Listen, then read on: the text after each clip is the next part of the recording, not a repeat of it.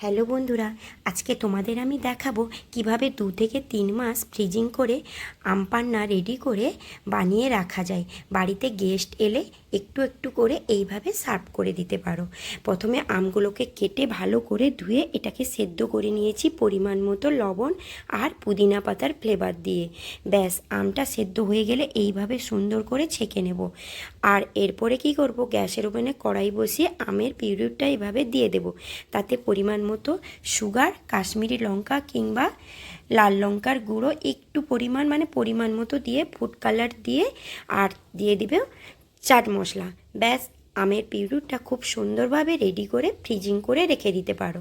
আর কিছুটা আমি গ্লাসে আম পান্না রেডি করে তোমাদের দেখিয়ে দিচ্ছি।